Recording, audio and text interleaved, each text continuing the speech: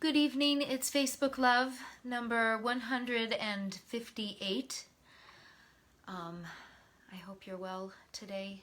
The weekend felt long. There were actually several moments when I almost came over and just threw a poem up because it felt poetic to me all weekend. The beautiful weather and the blue crystal sky. And as always, this time of year, all the memories of childhood and teenage years and college. I just love this time of year with the trees changing and the way some of them look like they're lit from the inside. That just gets me. So I have two poems this evening that are sort of in that vein. The first one by our new Nobel laureate, Louise Gluck. I'm working on my umlaut. We could say Glick, we could say Gluck, but I think it's Gluck. This one isn't very long. It's called Nostos. There was an apple tree in the yard. This would have been 40 years ago, behind only meadows. Drifts of crocus in the damp grass. I stood at that window, late April. Spring flowers in the neighbor's yard. How many times, really, did the tree flower on my birthday? The exact day, not before, not after. Substitution of the immutable for the shifting, the evolving. Substitution of the image for relentless earth. What do I know of this place? The role of the tree for decades taken by a bonsai. Voices rising from the tennis courts. Fields. Smell of the tall grass, new cut. As one expects of a lyric poet. We look at the world once in childhood. The rest is memory. Nostos by Louise Gluck.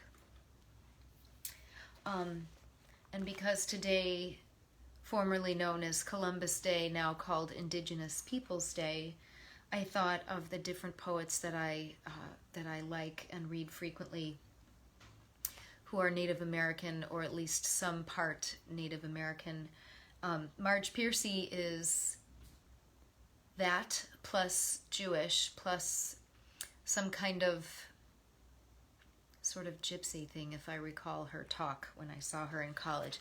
Anyway, from her collection, My Mother's Body, I found one that makes me think a lot about fall, not because of the words she says, but because we tend to retreat more and more indoors this time of year, and also with the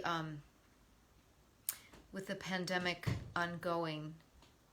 We're going to be here. We're going to be in our homes. So, sorry, I have cat hair on my face. I can't get it. Anyway, I'll try not to scrub at my face while I read this piece by Marge Piercy called Housekeeping. This box of house, like a child's treasure trove of colored stones, blue jay and pheasant feathers, random playing cards, is irrational in the pleasure it proffers, those who fill it slowly with the detritus and the clothing of their living. It is the burrow of a sandworm decorated with pebble and shell the tides bring in.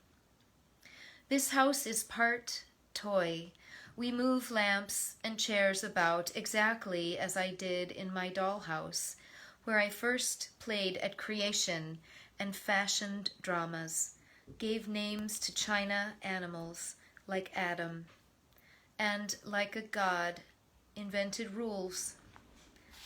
This house is part clothing, a warm coat that keeps us snug from the cold, a huge raincoat that covers us dry. It is our facade to friend and stranger, stuck over with emblems of our taste, our friends, our flush times, our travels, our previous misadventures. This house displays our true virtue to each other. I swept the kitchen floor twice this week, but I took the trash to the dump Tuesday. I am putting up shelves, so kiss me. See how the freshly polished table shines like a red, red apple with love.